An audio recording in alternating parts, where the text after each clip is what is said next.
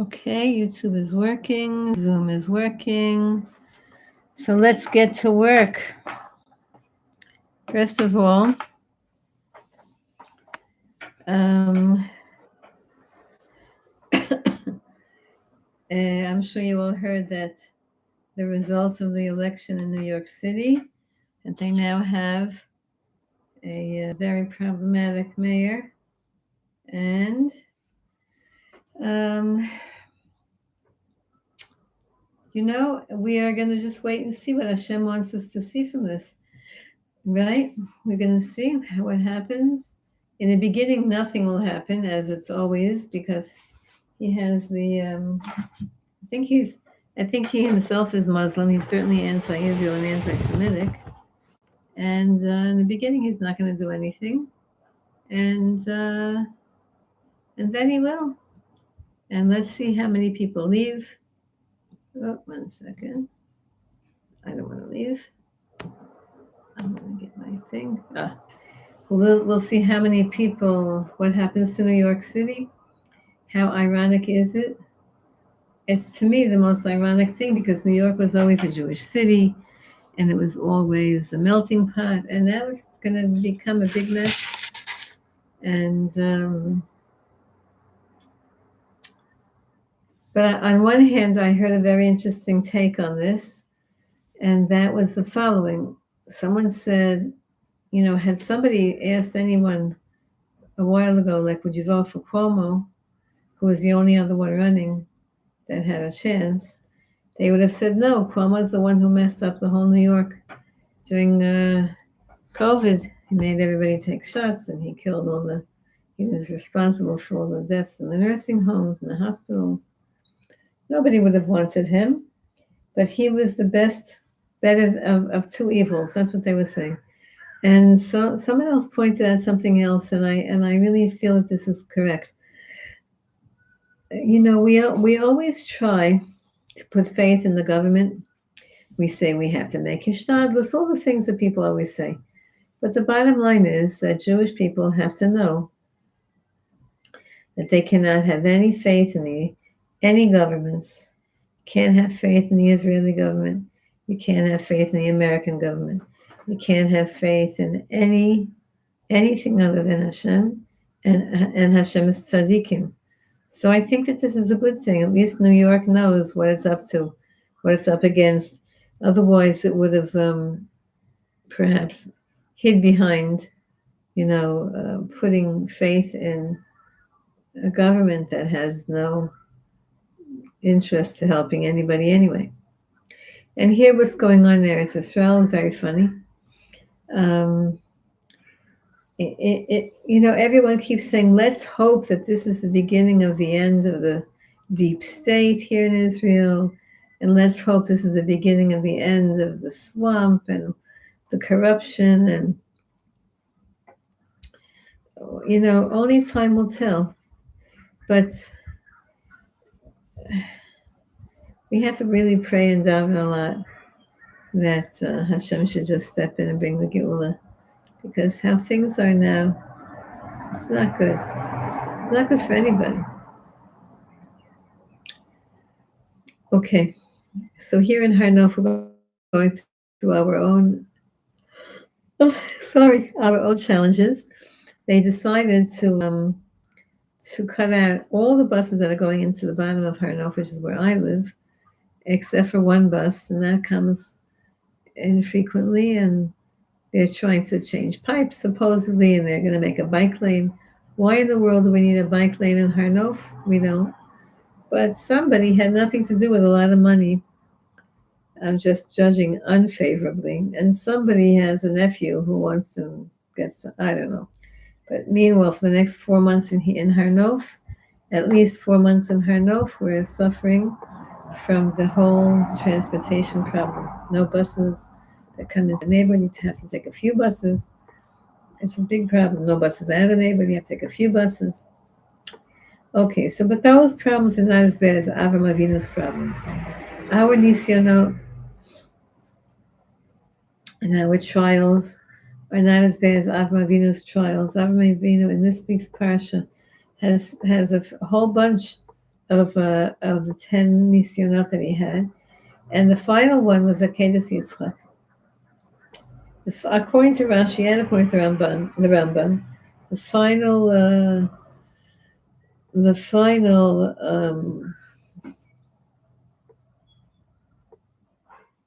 test was Akedas Yitzchak, the binding of Yitzchak Avinu.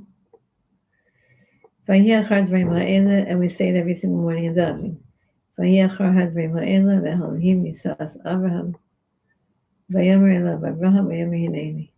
And after all these things, so after all the things that he had gone through, all the tests that he had gone through, and now Avraham Avinu is 137, Yitzchak Avinu is 37, and Hashem tests him.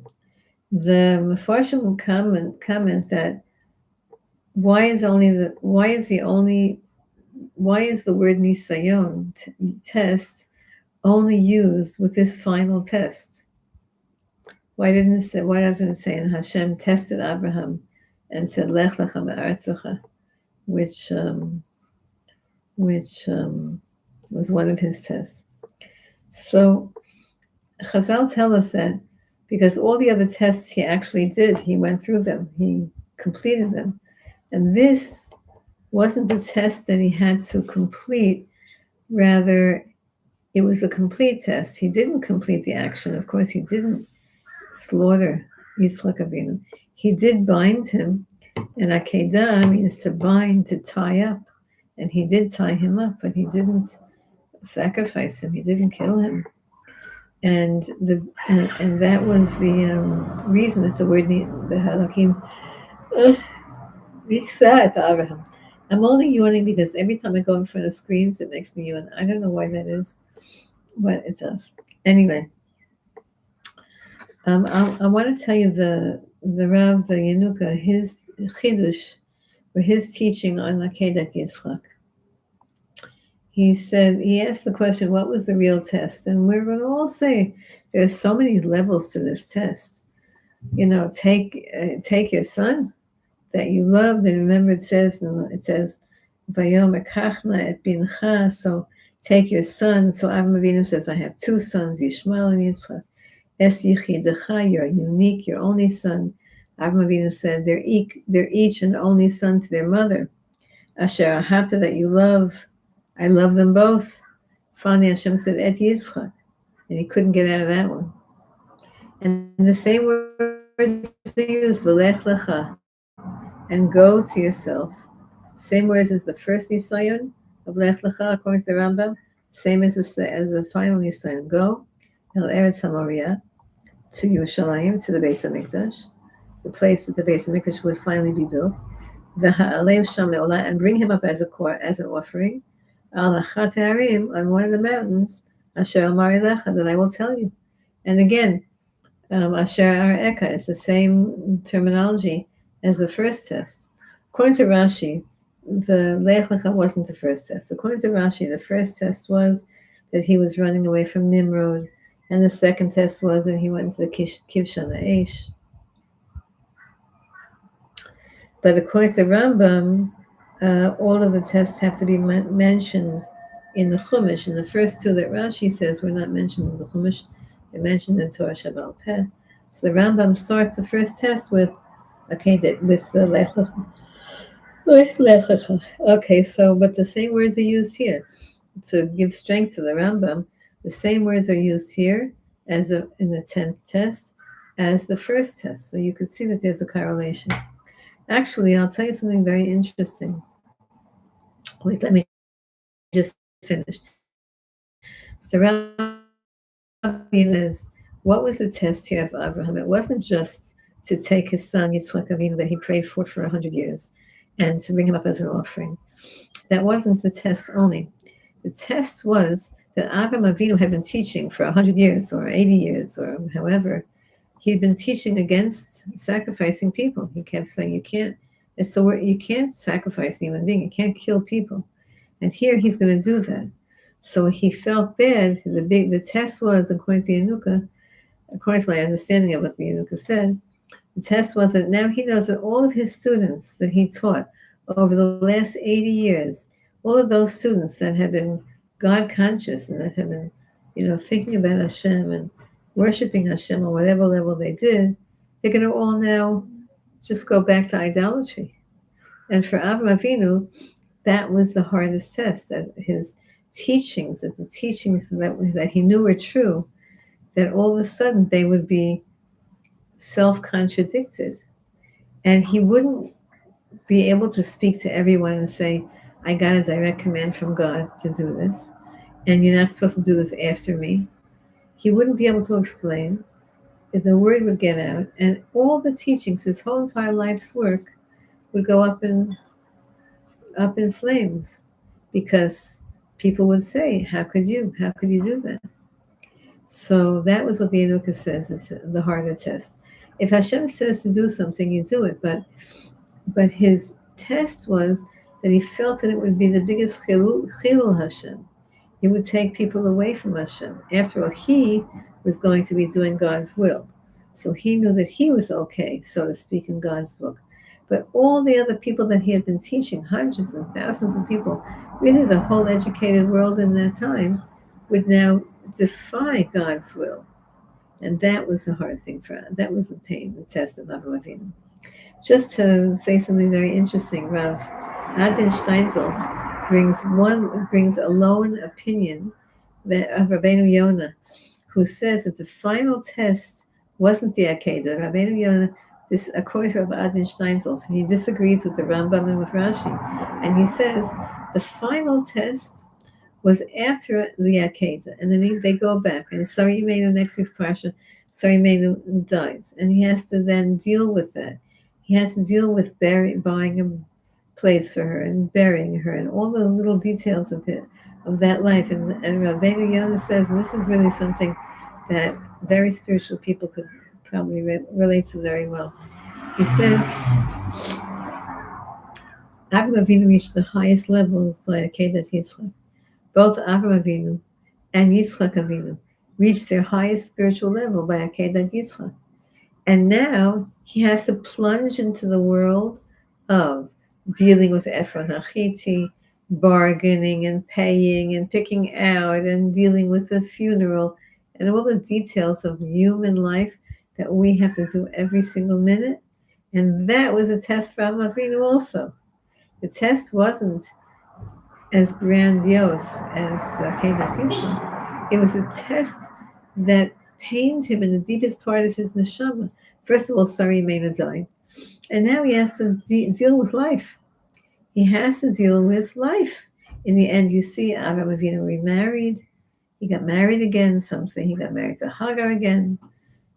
Whoever Keturah was, but he got married again. And he had 6 more sons. He had to deal with practical life after having been in heaven. And that was a test, according to Rabbeinu Yonah.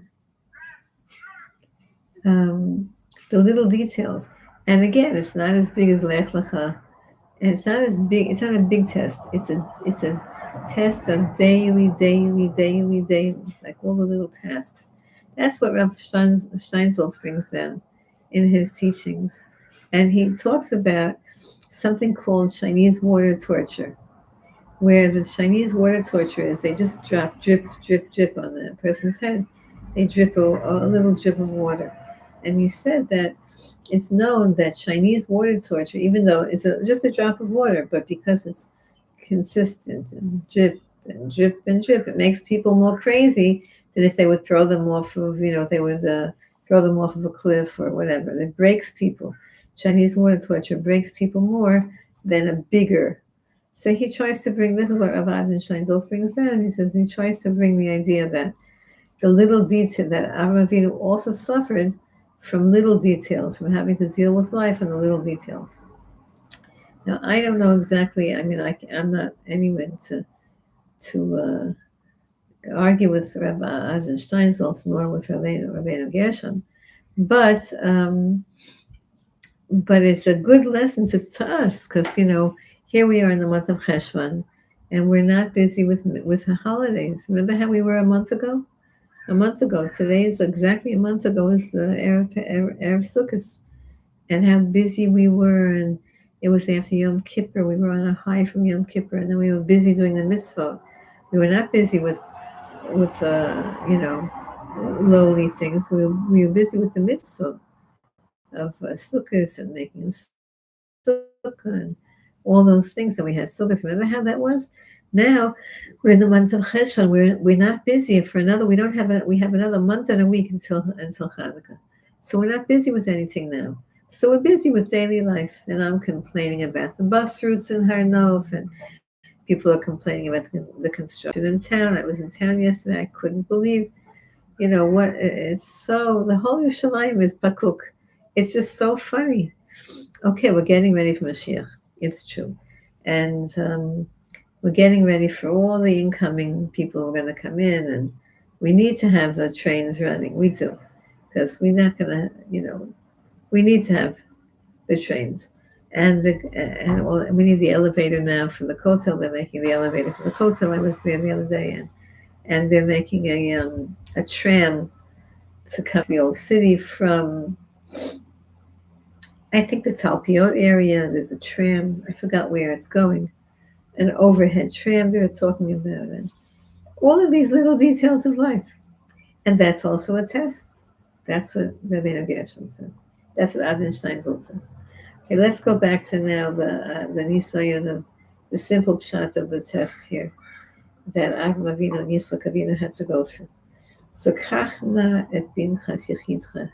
Please, kach na means please. Na lashon bakasha. So Chazal tell us that please wasn't just to Avram Avinu. He was also pleased to Yitzchak Avinu. It was like Hashem was saying please to both of them. He was saying, please pass this test. I know this is torture.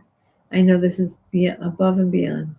But Hashem himself is begging Avram Avinu, please pass the test.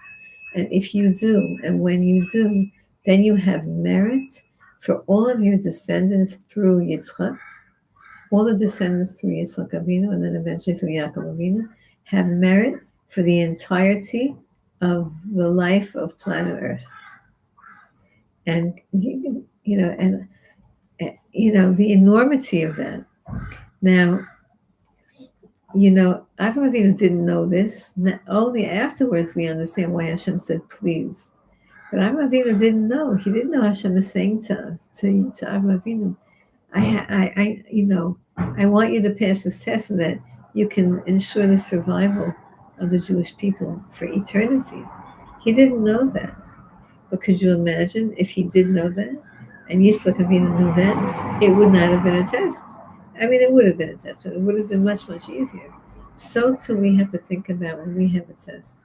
We have to think that Hashem is saying, please pass this test. I know I'm sending you a test, but please pass it, because you have no idea all of what's riding on the merits of your passing this test. And so, and that's why one of the many, many reasons why we read Akedah Yitzchak every single morning. Sfaradim, Ashkenazim, everybody reads Akedah Yitzchak and Shacharis every single morning, is to remember this idea that we get tests. And Hashem is begging us to pass the test. And you know what? Hashem believes in the Montessori system. What do I mean by that? I don't know if he believes in that particular educational system, but what I mean to say is, Hashem says, I need you to pass this test.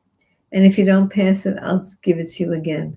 I'll give you the test again, and I'll give you the test again until you pass it.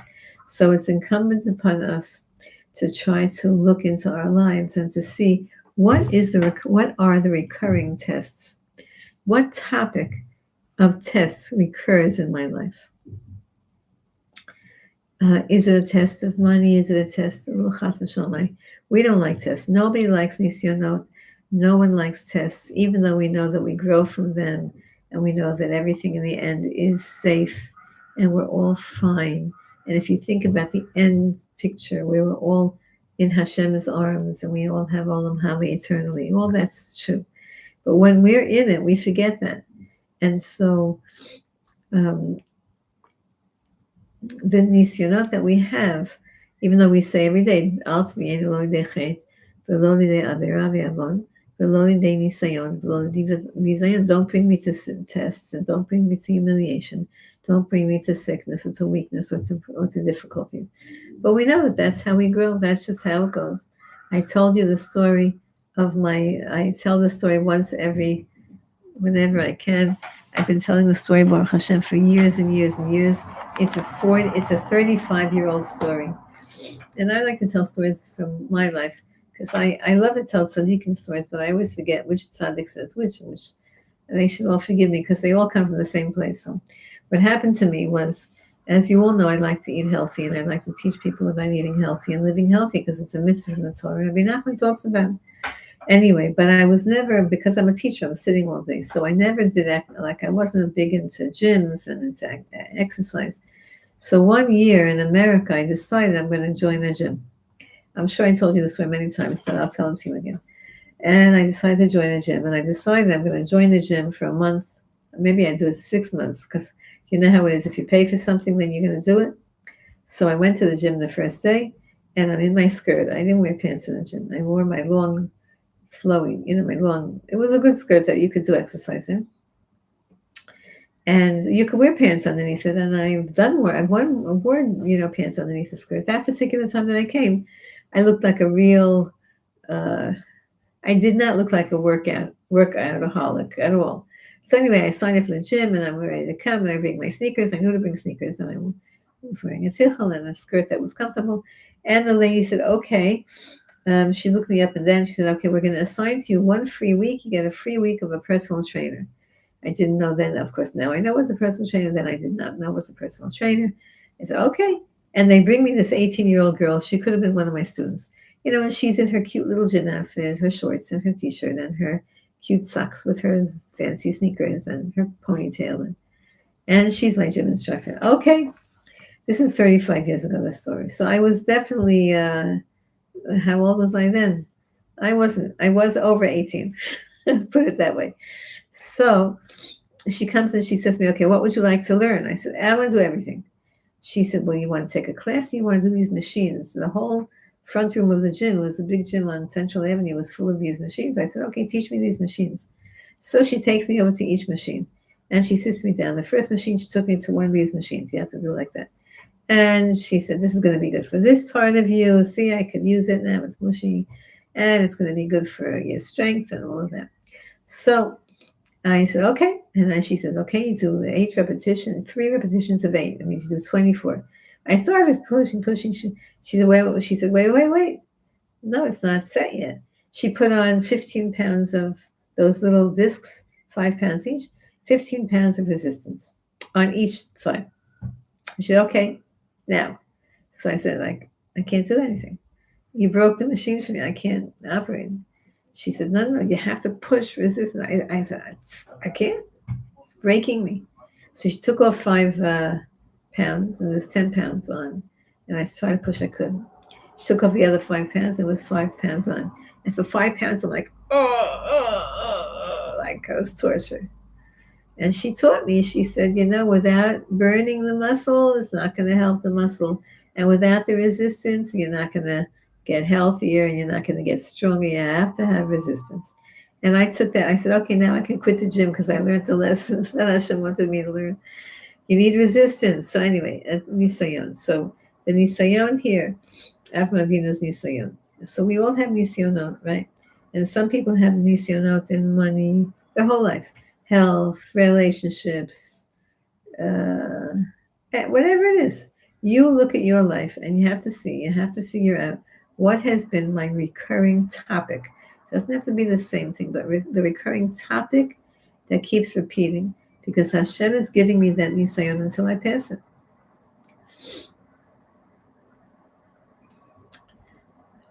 So we might as well pass it already. If you want to get rid of the nisayon, just pass them. Figure out what the passing grade is and then just do it.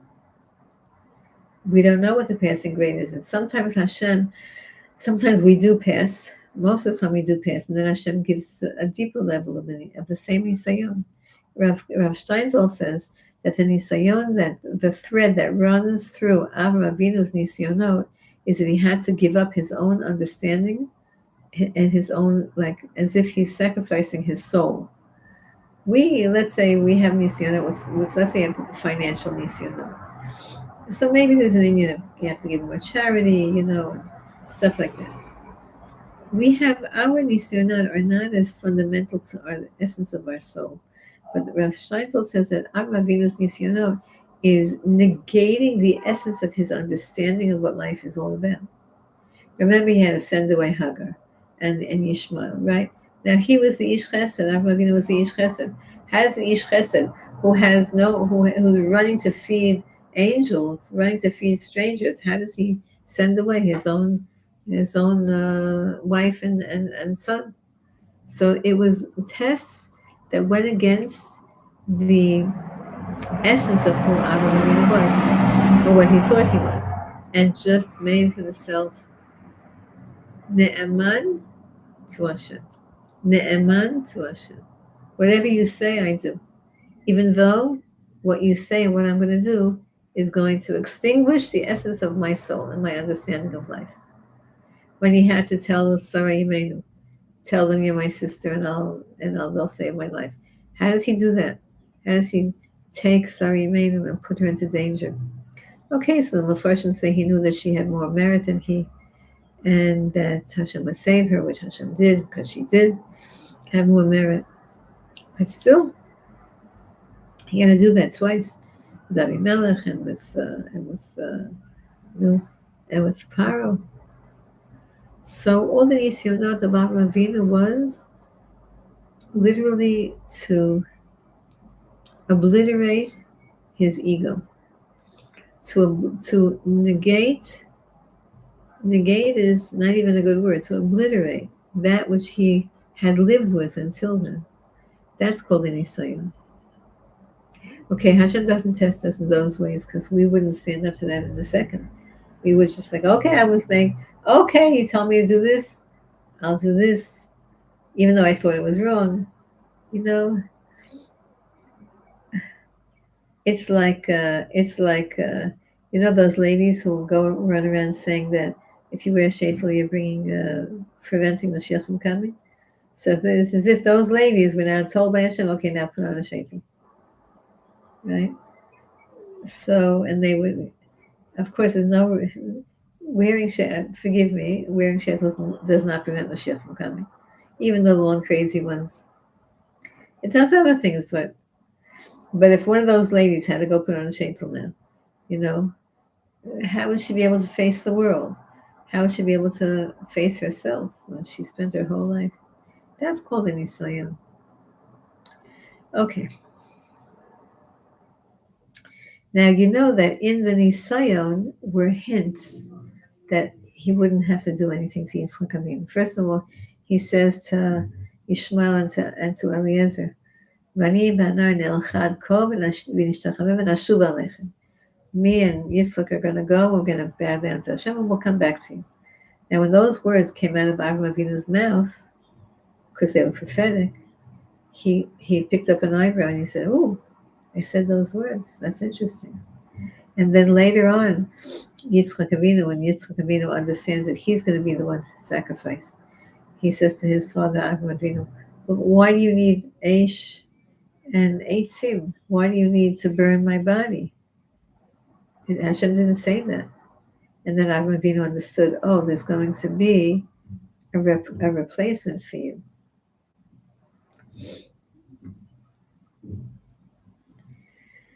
So there were hints along the way that they wouldn't have to go through this, but while they were going through this whole experience, Avraham Avinu paid half attention to the hints. He didn't really, how it is. Like sometimes you have a thought, like a good thought, and you're afraid to expand. You're afraid to hope that that's true because you're afraid it's not going to come true. That's how Avinu feels. Okay. At the end, Rivki Imenu was born. Oh, one more thing I want to tell you is that the story in our Parsha of Lot and his daughters comes before the story of the Akedah. Remember that the angels came, the three angels came to Avraham Avinu, one to with a Cyril, they're going to have children, one to cure him, and one to go and get rid of Stone. So two of them went to Stone, and they left. You know the whole story about what happened when they left Stone, and Lot and his wife and his two daughters were saved. And Lot's wife turned around, and she didn't have the merit to see the downfall of the people in Stone. She was only saved because of the merit of her husband, but she didn't have personal merit that um, that allowed her to be saved. So she died. Then the two daughters of Lot were unusual souls. They kept coming back over and over and over again, different Gilgulim. But they were convinced that there was no men left in the world, and they saw that their father was old. They thought he might die any second, and from the trauma of his wife dying, and the trauma of having to leave Stone when they were rich, and now they were poor, and the world was empty and desolate. And so they made that plan that you all know. Somehow they procured wine. There was wine in the cave that they were in. They thought, okay, Hashem is doing this on purpose. And he drank wine, and each night he cohabited with one of his daughters, and each one of his daughters became pregnant from that one time, and creating a mamzer. They each created mamzerim, Moab and Ammon, which were the names that they gave those two boys. Were both mamzerim. They were both illegitimate, where the illegitimacy of the entire nations, and they each became a nation. Right? They grew up. Each of the mothers raised them. They grew up. We don't have Lot mentioned ever again. And the mothers raised them until they were grown, married them off, and they started to have children, and each one became a nation. So Chazal tell us that, and Avraham Avinu knew this. He knew this story. And Chazal say that Hashem also planted in his mind. You see, Moab, from Moab, that little baby Moab, is going to come a nation. And from that nation is going to come one neshama. And that one neshama, the neshama of Ruth, that one neshama was the spark of goodness that you, Avraham Avinu, put into Lot. And that one spark of goodness is going to come down generations until it's going to manifest in Ruth. And then she's going to marry Yitzchak's descendants, Boaz, and from that will come Mashiach. So even while Avraham Avinu is having this terrible nisayon about Akedat Yitzchak, in the back of his mind, there's that story that he knew, because it happened a long time earlier, that Lot has now children, sons from his daughters, and from one of those sons is going to come Mashiach. And from the other son, Ammon, also came Mashiach, because that was Naamah. Naamah was the daughter of Naamah was from Ammon, and she ended up marrying Shlomo HaMelech, and from that came Rechavam, and from there also came the whole Ben David family. Okay, so there was like the refuah before the Makkah, the plague, the healing before the patch, before the hurting, before the illness, before the test, before the nisayon.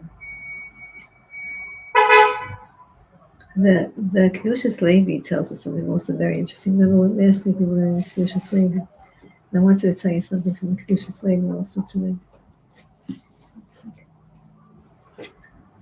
We're learning a lot of tzaddikim today. We learned in the beginning of the Hanukkah and the Rambam and Rashi, and now we learned something. And from Rev Steinsaltz. Now we're going to see something from the Kedushas Levi, very interesting comment that he makes. He makes a comment in the very beginning of the Parsha. He tells the famous story of when Avraham Avinu would have guests, right? And that he wanted guests. And he would tell them, after he hosted them, and he did that with the angels, after he hosted them, he told them, I think it's this weather. Isn't this crazy weather, by the way? For any of you in Chutz La'aretz, We're right now in this room. I have a little thermometer, thermostat over there. It says it's 86 degrees Fahrenheit in this room. It's probably exaggerated, but maybe it's 80 outside. We're in November now, and it's hot, hot, hot. It's a very strange weather pattern. Very, very, very dry, and very, very, very hot. Unusual. It's weird. Anyway, the Medrash tells us that after Avraham Avinu would feed all of his guests, they would say, "Thank you, thank you, thank you." Then he would say, "Don't thank me, thank Hashem. Hodu Hashem ki tov, ki le'olam chesed." That's what he would say. Hodu Hashem ki tov, ki le'olam chesed. Whenever my rabbi makes the Yanuka, whenever he makes Nisim v'Niflaot, whenever all these people come back and say, "You made a miracle for me, a miracle, miracle," he always says, "Not me. It's Hodu Hashem. It's only Hashem. It's only Hashem. Just pay attention to Hashem. Forget people. Just pay attention to Hashem. Hashem is making. Hashem is just listening to the tefillah." Anyway, so why did Avraham Avinu tell them after they ate to say a bracha, to thank God? Why not before? We make a bracha before we eat and after we eat. We make permission before we eat, and afterwards, and we say thank you after we eat. So why didn't Avraham Avinu say to them before they ate, make a bracha? And he explained something very interesting. First of all, the people didn't know anything about Hashem, so he had to first feed them, make them feel good. Now they feel good. They're hungry. They were hungry. Now they're full. They were thirsty. Now they're sated. And then he says, "Oh, you feel good now? I'll give you a share. Now I'll teach you," which is the custom of us to bring food to every event that we do. We bring food. Why? Because you have to feed the body also. So only when they were full, when people were full, would they have the patience and the mindset to listen to Avraham Avinu's class on God. That's one part. But what the Kedushas Levi says is something really amazing. He says that really a non-Jew doesn't have the capacity, doesn't have the ability. L'kabel alehem ol malchut shamayim. It's very hard for a non-Jew, especially an idolater, which is what he thought they were. He thought they were idolaters. And how's he going to teach them about God when they're worshiping the sun and the moon and the stars and the dirt and the water and the rocks on the ground and whatever? So they don't have a natural predisposition. An idolater doesn't have the ability to be makabel ol malchut shamayim, to be makabel, to accept upon themselves the yoke of heaven. But they had a merit. And these guys, he didn't know yet they were angels. He suspected, but he didn't know that they were angels. But they didn't have a merit to be makabel alehem ol malchut shamayim.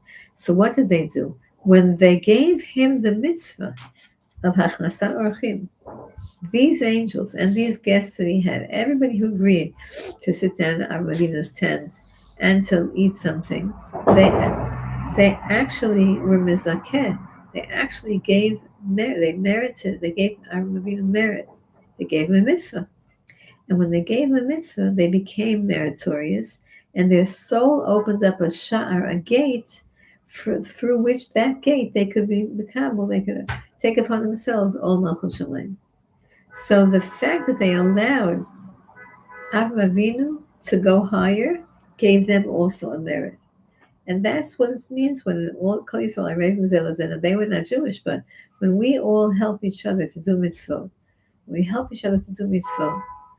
The lady at the top of Har Nof, there's a lady at the top of Pakachat, she's an inspector. She's trying to help everybody by the Masol figure out the bus system now in Har Nof.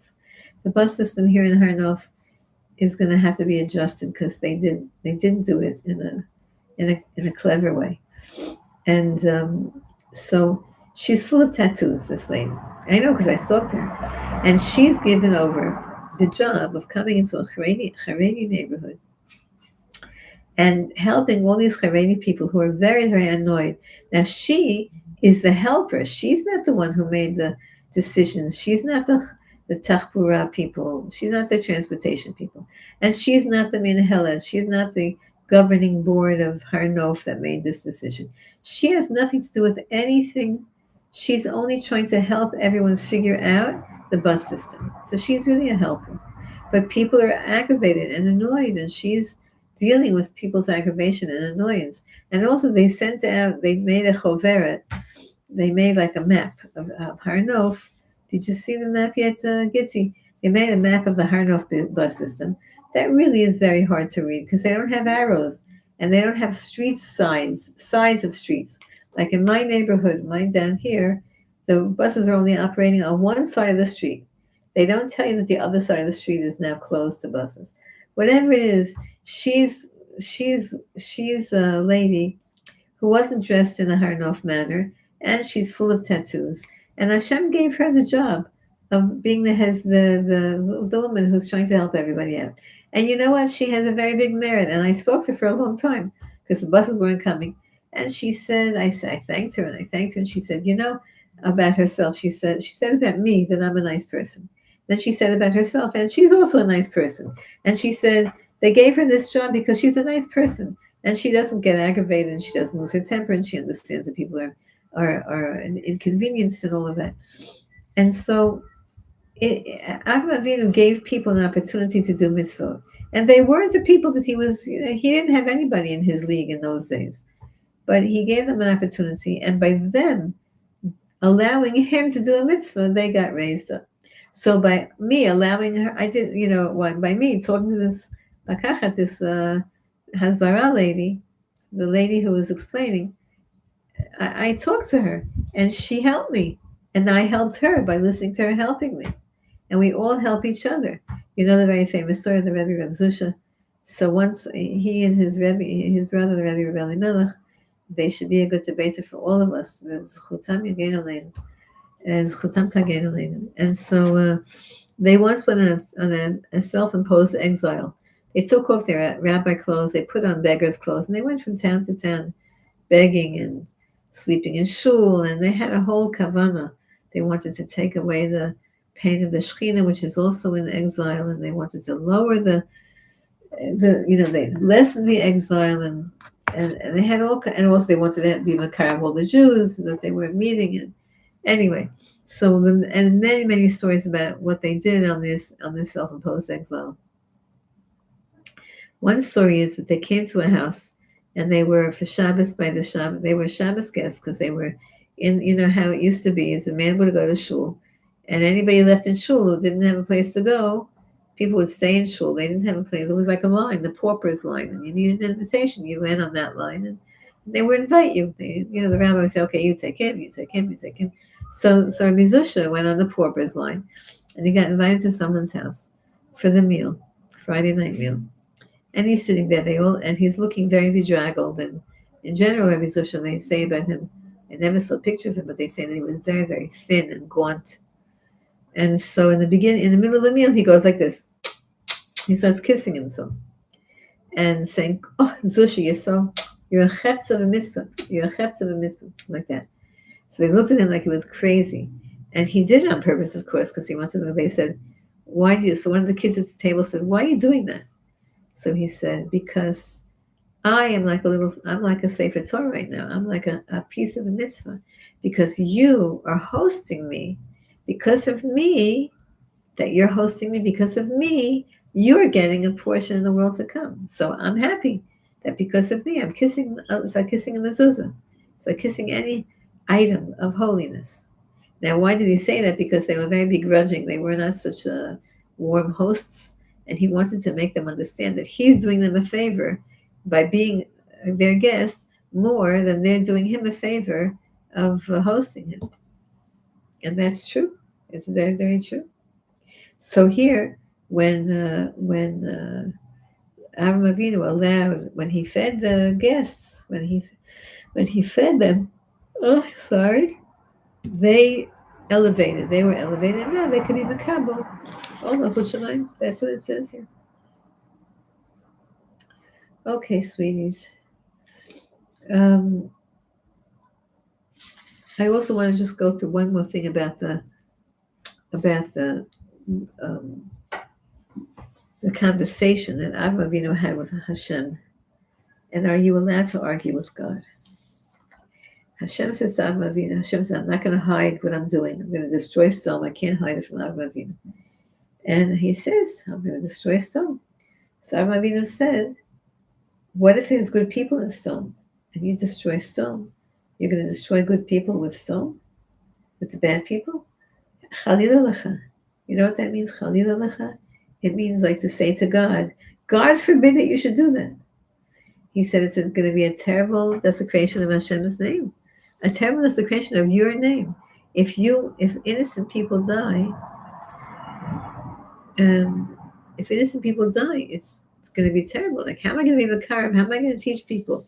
If they're going to say, look at that, my uncle lived in Sodom and he was such a good person, and Hashem took, destroyed the whole Sodom, and he was also destroyed. Now we do know that there's a story, that there's a concept that when Hashem lets fury go, even the good people, like in the Holocaust. But that, I think, is only for Jews. It's not for Goyim. Goyim can't understand that. So Avraham Avinu is bargaining with Hashem. And he's saying, listen, if there's 50 good people in there were 5 cities. So if you have in each city 10 good people, then will you save the city? Hashem said, yeah. And he kept going down, bargaining down, down, down. Okay, what if there's 5 less in one city? And in every other city there's a million and 5 less in one city.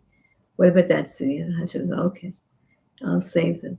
And you go, right, there were not even 10 tzaddikim in the entire Sodom and Amorah area. And all of us have been to Sodom because we've all been to the Dead Sea. Sodom is the Dead Sea. It used to be a lush garden. We've all been to Sodom, right? You've all been to the Dead Sea, to that whole area there, which is all salt. And so the salt sea, right? The Melech, which actually brings salt to the other side of the shore. Sodom and Amorah were in Israel's side, not on the Jordanian side. But because of that lake became all salt, full of salt, it brought the salt also to the Jordanian side. And there's salt factories down there. That's what we get, our Israeli salt. Those who don't buy Himalayan salt buy Israeli salt. The Himalayan salt is made in Pakistan. Someone told me that there's not a good salt to buy because there's no pikuach there. There's all kinds of whatever. But our Israeli salt, the salt that we've been buying before Himalayan salt became a big fashion here, our Israeli salt is all from Yam Melech. So how could Avraham Avinu bargain with God? How could he do that? And the answer is the same as we say when David Melech tells to Hashem, how long are you going to do this to me, Hashem? Our tzaddikim are teaching us that when we talk to Hashem, you have to be real. You have to say what's on your mind. When you're talking to people, you can't say what's on your mind. We have to have kavod. We have to speak to people with kavod and derech eretz. And we have to be careful. But when you talk to God, God knows if you're going to say to him, oh, I love you, and you're meaning, well, you're angry at that moment. Hashem knows everything. So you have to be real with God. Both Avraham Avinu and Moshe Rabbeinu and David HaMelech teach us to say your truth. Of course, to Hashem in a respectful way. Of course, respectfully. Of course, please, Hashem, forgive me, as Avraham Avinu keeps saying. Forgive me, I opened up my mouth. Forgive me that I'm going to ask you again. Of course, respectfully. But you have a problem, talk to Hashem about it. And I know Hashem is the one who gave the problem. Sometimes I say, Hashem, you gave me this. Now take it away. I don't know why you gave it to me, but whatever you did, maybe you gave it to me, so I should ask you to take it away. So we talk to Hashem every single day. He would do 20 minutes a day. Remember that Rabbi Nachman said 1 hour a day? He would do. But the Rabbi Yanuk explains that nowadays some people have a hard time 1 hour. He said you could divide it up into 10-minute sections or 20-minute sections. You could. But he said in order to fulfill Hitbodedut and to make a Roshem, to make a change on yourself, you just need 20 minutes. Why? Because he said that in Halacha, 20 minutes, you remember when we used to see our mothers koshering the meat, koshering the chickens? So I remember doing it. My mother and father, they taught me how to kosher meat and chicken. And we would every Wednesday, when I was a little girl, before it became popular for the butcher shops to do it, but every Wednesday in my house, we had spaghetti for supper, or sometimes Thursday, because we would kosher. There was no time to cook because my mother would kosher the chickens and the meat. And meat actually was much easier to kosher because you got a big piece of meat and you just You didn't, you dumped it in salt, like you dumped the salt all over it, all over it. It was covered in salt. But chicken, you have to open it up and get the salt inside the kishkas of the chicken. It was more complicated. So for us, chicken was more of a Shabbos treat because it was more effort to prepare for Shabbos than meat. Just for us, because my father would take slabs of meat, cut it. My father was a butcher. He would cut the slabs of meat. And you dumped it in salt, or you poured the salt over it. It wasn't so hard. It wasn't like crevices.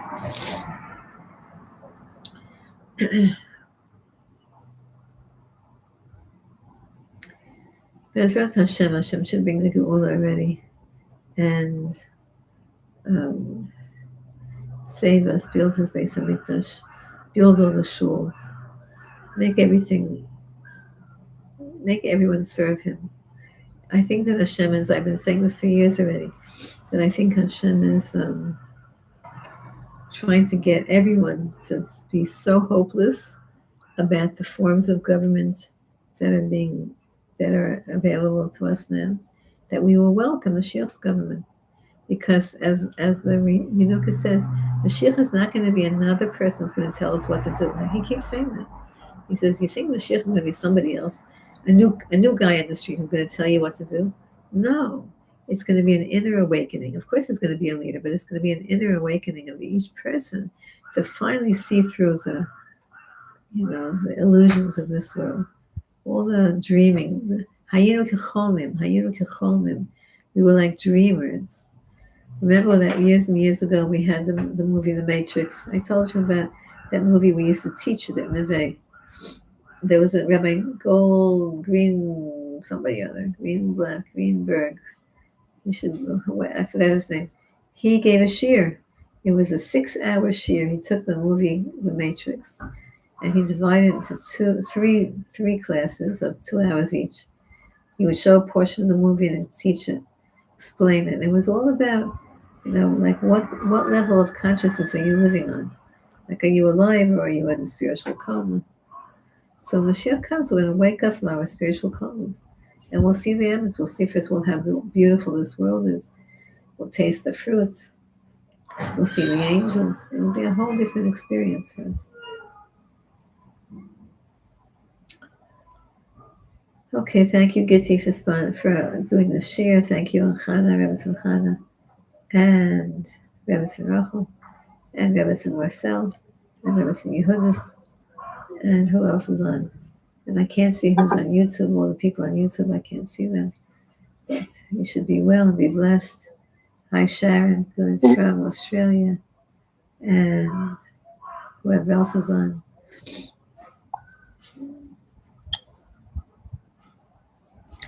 All right, sweetie pies. Gitzi, have you experienced yet the bus thing that I'm talking about? I'm gonna close the stream on YouTube. Unless people want to say hello, you can all type in hello on the chat. Have you experienced what's going on here? Anybody? I don't think this is there. What? Gitzi went at 11:15. At 11:15, Gitty came on. She said she's putting on record, and then she's leaving. She can't stay. Because she had to catch a bus. Just kidding. Okay, everybody, have a great day. Be well. Yes, Coach. Bye. Thank you.